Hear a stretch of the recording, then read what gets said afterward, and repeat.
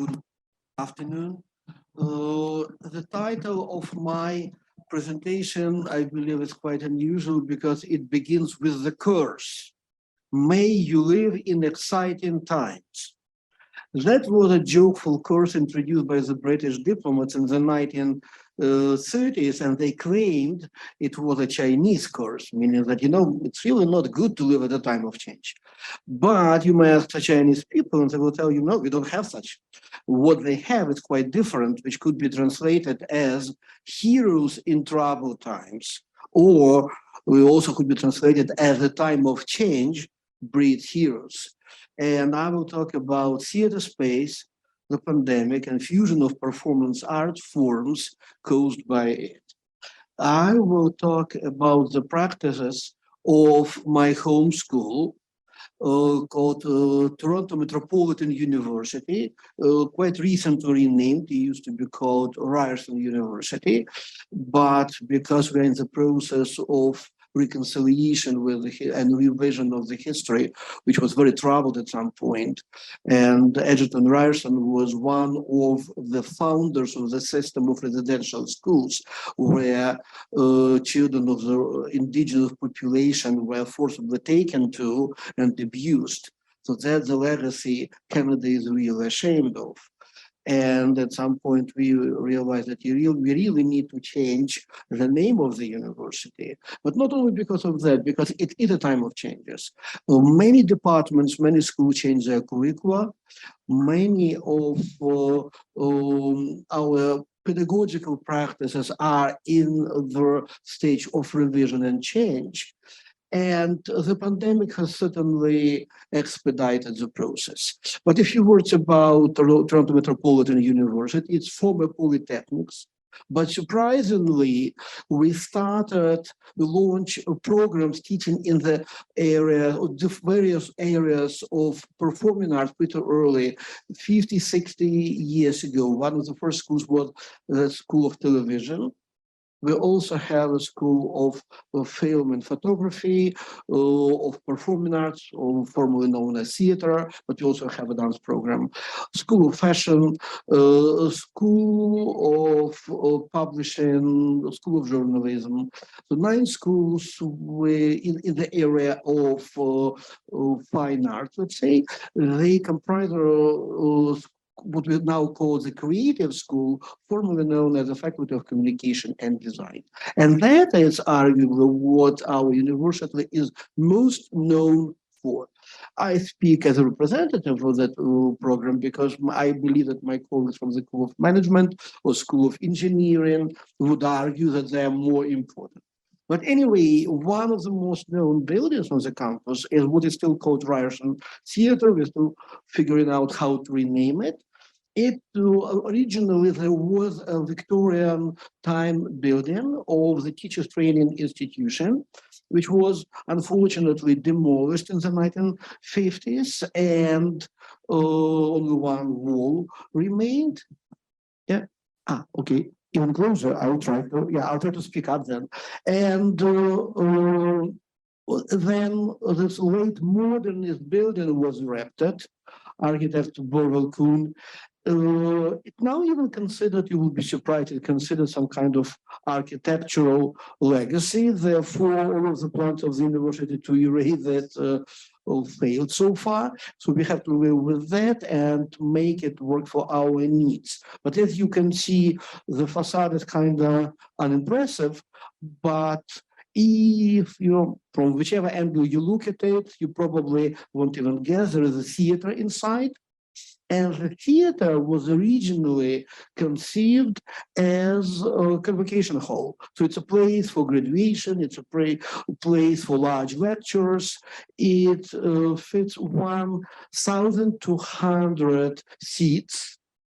And we used to be one of the venues of the famous Toronto International Film Festival, and we kept the hall that big because it was needed for the festival, not necessarily for our productions. The stage wasn't originally planned, but in the time of construction, somebody came up with the idea, okay, why not to have a theater, and then we can perform. And eventually they launched a theater school, which needed a space. So they added the stage, but the configuration, the layout are not ideal, particularly the acoustics. The theater is something we call the shoe box type of theater, long and rectangular, with a really strong echo we have to deal with and we have to fight with. But there are different ways of doing it. Here, for instance, you can see the set design for You Can't Take It With You, and it's a piece what we call American realism style. It's written in a way that you cannot change much because it's set in a very particular house in a very particular neighborhood of New York in a very specific year, and that actually brings a lot of fun.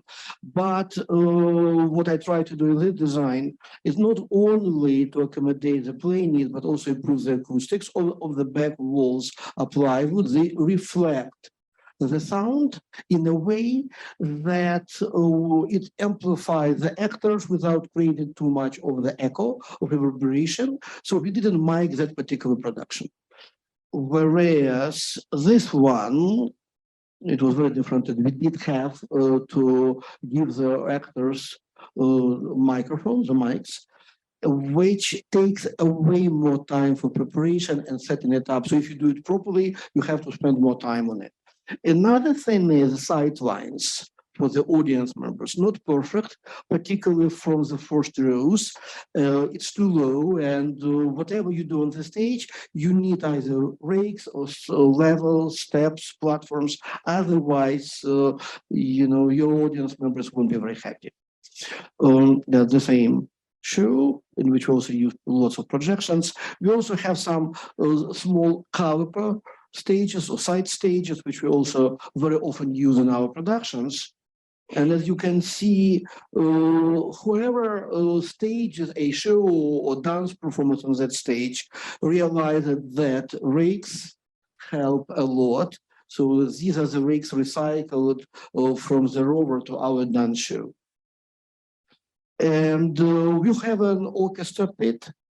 We seldom use a live band, and in order to avoid the separation of the stage and the audience, very often we build some platform inside and bring the action closer to the audience. You just have to make sure it's a little bit lower than the stage level, because otherwise the sightlines won't be very favorable for people who are seated in the first rows. So, but it doesn't work perfectly for many of our shows. And that was the year when we produced two shows, the Penelopiad and the Odyssey. Penelopiad by Margaret Atwood and the Odyssey by Shimon Fennick. We performed them in rotating, and we realized that we wanted a more intimate relationship between the audience members and the actors, so the actors can perform more realistically, more naturally. B, we wanted to improve acoustic without miking, so we had to limit the space, what we did with the drapes. And C, we wanted to change the sightlines, so people are not looking from underneath on the stage, but rather from above or at the same level of eyes of the performers and the audience members.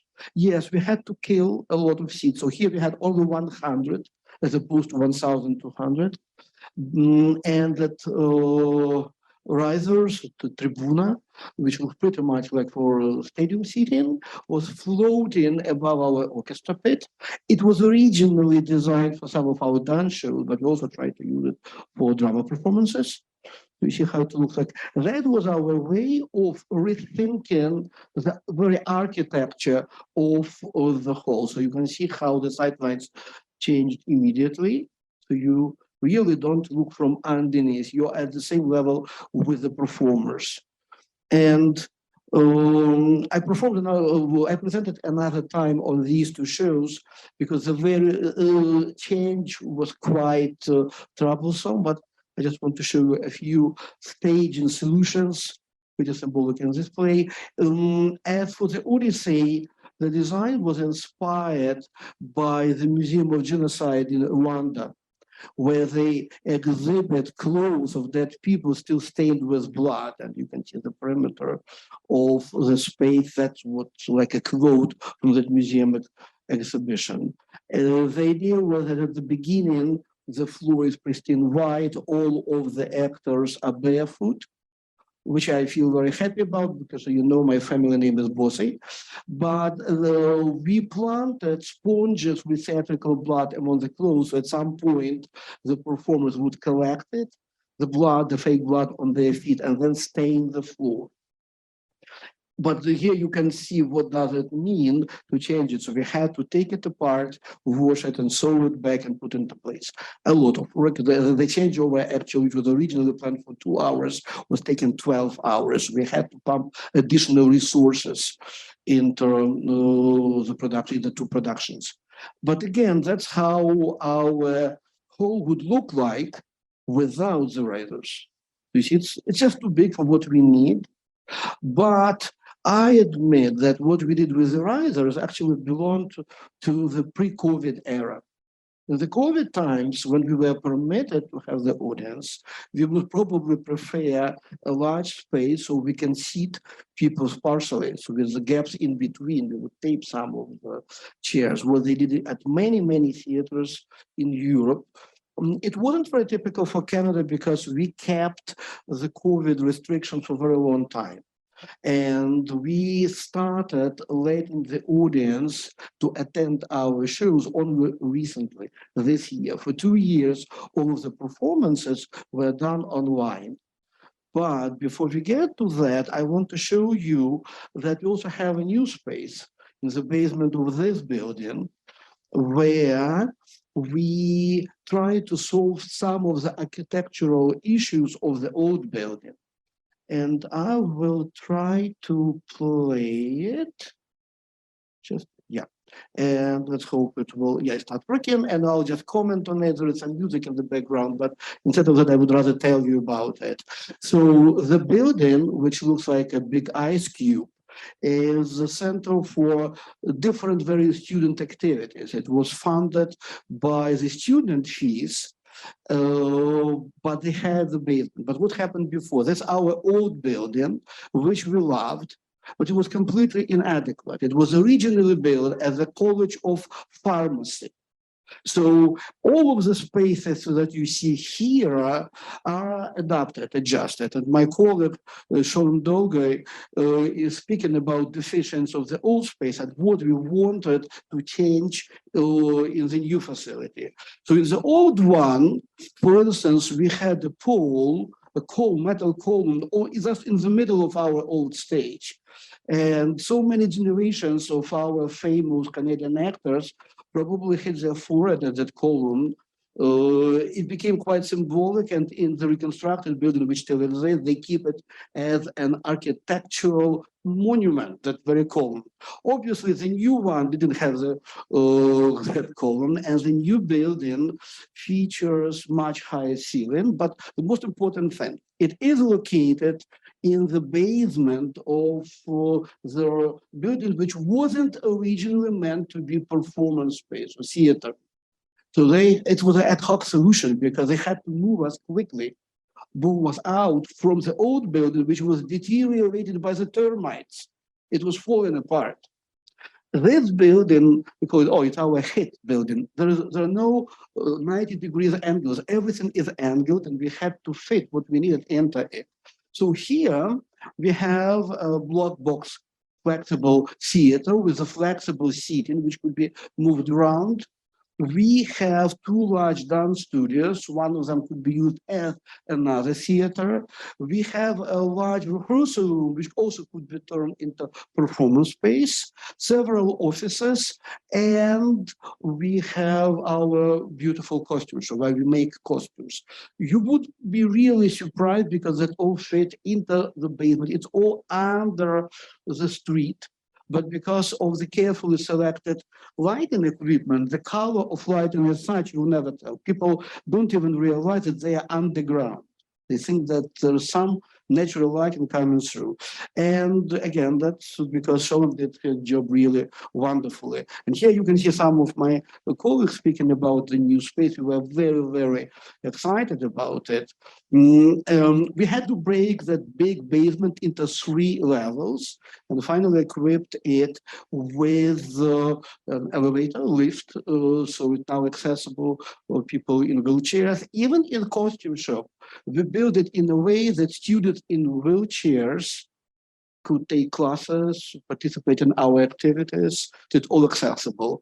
And as for the dance studios, we came up with the idea of using the state-of-the-art sprung floor, very specially designed by a guy who used to be a dancer. So he knew very well what the best way, what the dancers need for the floor, so they don't damage their bones and ligaments. Now, what we have here, in general, we produce up to 20 shows a year, some on our main stage in the big theater, and some here in both spaces, whether it's a black box or the dance space. And we also work in collaboration with Tarragon Theatre, some other companies, so we do co-productions.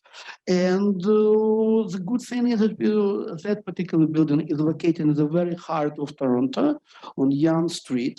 So it attracts a lot of potential students and audience members. So we are in the hub of creative activity in Toronto. But now I want to show you, I was talking about the pool. Do you see that column in the middle? If you see my mouse here, the column, and you see how low the ceiling is, and that's the very column we had to incorporate into every single production in the course of 40 years. That's our clown show. Then one of the classes is clowns, so we teach all of the actors how to be clowns. And yes, it's another production, 2 other productions. You can see the same very column. Had to justify why it's here. Fortunately, we don't have that issue in the new space. Here you see the ground plan, you see it's all angled. It was really hard to fit what we needed into it because it wasn't originally meant to be a theater space. And now we see our new black box. It's much higher, and there is no column in the middle of it. Right? Some progress we made. Another year clown show. Goldoni's Venetian Twins, a rehearsal. And the 17th by Ingmar Bergman, where the seating is now arranged as tennis court on 2 sides of the theater. As you can see, one half of the audience faces another half of the audience members. And the women, it's a play where all 30 plus characters are women, performed by guys and girls in the show. And for them, we needed to incorporate a lot of different interiors. Therefore, the seating was organized along the longer side of the space. Here you see one of the dance studios, but also you may notice the black curtains. The entire space could be wrapped in them and been turned into performance space. Yeah, the same room used for one of the dance shows. But then in 2020, we stopped everything done in person in the middle of the spring semester. There were a couple of dance and drama shows coming. We had to shift it online. Also some classes, and then we had to do it for the entire following year, which means that you dance by your kitchen counter, you film yourself, you send it to your professor. It could be online also, live streaming, but it's all distant. So here you see one of the performances. So 2 actors performing at home in 2 different places. So you see, well, the background is the same, that computer generated. But the whole point is they had to learn how to interact, being present not in one space, but in quite distantly located places. The same idea, Here you can see very different interior, but they're all found spaces where actors had to stream themselves. We actually had to buy quite a lot of video cameras of particular quality and send it to students, but we couldn't even see them to give it to them. We had to instruct them how to create costumes out of what they have at home. And this is the clown show of that year. You can compare now. At some point, we were allowed to have performances outdoors. So started immediately doing it. It's a choreographic film festival, as you can see, 2021, shot on the roof of one of the buildings. And also we did some work in just outdoor situation. But sometimes you cannot really tell. Sometimes, again, it's computer generated using the green screen effect. I cannot even tell you right now whether the background here is real or fake. And finally, in 2022, I mean, in another semester, we were allowed to have enough actors on stage, so up to 20 people, but you cannot have more than 20 people in one room. So we had no audience, but we had to hire camera people and cameras. And all of the shows were streamed online, 3 cameras, like you do a decent quality television show, exactly the same idea, live streaming. It's not a recording. You have to buy a ticket and see it at a particular time, but you are not in the same space. And now, that's the last slide I have for you today. Now what we're doing, we are allowed to come back. No masks are required anymore. We used to have masks, and also we did rapid testing for COVID before each rehearsal. And believe me, each time there was somebody tested positive. We still have it, it's still working, COVID is not gone, COVID is still there, but at least it's no longer that dangerous, and everyone on campus is at least 3 times vaccinated, at least 3, I am full. And however, we discovered some special features or even advantages of, first of all, of filming our shows. We can keep better, higher quality videos of it.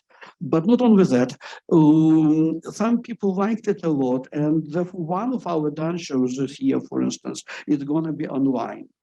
But in an interesting way. So we are not going to stream it right away. We shoot everything as a film, then we do film editing, adding effects, background, whatever is needed, and then we'll live premiere it.